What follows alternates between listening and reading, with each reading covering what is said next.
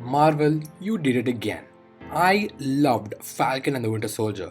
This is a great show. Why? Let's get to it. To me, the first episode is still the best episode in the series by far. It starts out with some great action and some impressive use of practical and visual effects. It feels filled with tension. It also manages to put us in awe. But then we see Sam Wilson, his family life, his relationship with his sister and cousins, making him feel like a real human being rather than just an action hero. He doesn't want to let go of their family boat because of the memories attached to it, and we see and understand that emotional attachment just from a few pictures Sam had in his boat instead of unnecessary flashbacks. We then see a Russo brothers style action scene where Bucky assassinates a bunch of goons, which is spectacularly directed by the way. He kills an innocent man. Turns out it was one of Bucky's nightmares of his past actions, and that is brilliant. Over the course of the MCU, Bucky was just a side character overshadowed by better characters such as Tony and Steve. Bucky has an old man friend, but then we learn that he's with him because his son was killed by Bucky when he was the Winter Soldier. It works because it stems from an emotional reason of guilt and past trauma. Bucky even has a therapist, and that scene was so masterfully framed as it isolated the characters to show their mental state, but also had some uncomfortable close ups to emphasize on the importance of what they were saying. But this series actually uses its storytelling format to its advantage and fleshes out its characters even more, making them more real and three dimensional. Since it's a show, they have hours and hours of runtime to work on these characters, and they do so. Sam is a flawed person, and instead of donning the shield and suit instantly, he gives it off to the government because he feels that he's not worthy of it. And that's so great. Almost all of us have not felt worthy or good enough about something in our lives, and it's something we can relate to. It's human. And that is why when he truly becomes Captain America in the last episode, it feels victorious as Sam embraces his legacy. Bucky is a flawed person as well. He's haunted by his past and he lets it affect his present. He wanted Sam to become Captain America, but since he gave it off, it formed an understandable reason for their conflict. It's not just for the sake of comedy, but comes from their own personal insecurities.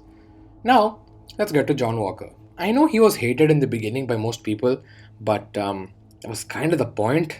At the end of the first episode, when Walker is announced to be the new Cap, we feel indifferent towards him. It would have been so easy for Marvel to just make him a douche, but no.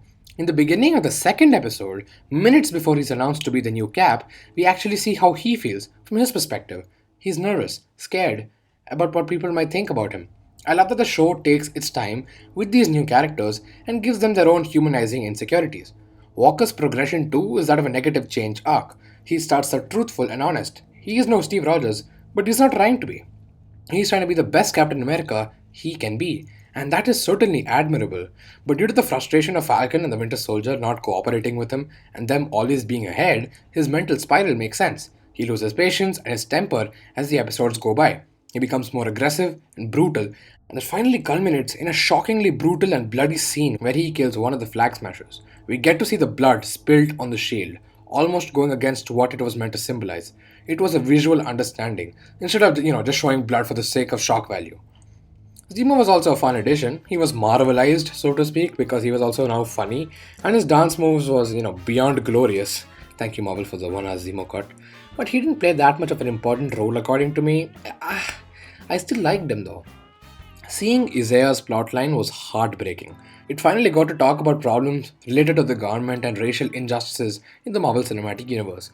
Isaiah Bradley was a super soldier who fought for his country, but they imprisoned him and experimented on him instead. Sam empathizes with Isaiah, and so do we. Conversations about being a black man in society is talked about, and I loved it. Now, the antagonist of the series, Carly Morgenthau, is fantastic as well. Again, not your three-dimensional villain who's forgettable and blandly written, because she works and has actual personal goals and motivations. She does despicable things, but we can empathize with her because we know that her intentions are right. To her, she is morally correct. During the blip or snap, when half the population was annihilated, the world came together to support each other. And when the people came back, the world reverted back to its old ways. And this is how Carly and her followers were thrown out of their homes. I absolutely love how her motivation is connected to the overall MCU by it being related to the snap, but it feels like a natural progression to the functioning of the world rather than it being a forced reference. In the end, after an extremely cool training montage, Sam finally embraces his legacy and becomes Captain America. And it felt glorious. A 6 episodes worth of build up really paid off. Also, Anthony Mackie rocks in that new suit. It looks a little goofy, but I still love it. The scene where he lectures the officials was something I did not love. Because it sounds too preachy and there's too much verbal storytelling instead of visual storytelling, which is something that I prefer. And I feel like visual storytelling is more impactful. I love that Carly's death forced the world to change. It reminded me of Killmonger, my favorite MCU villain.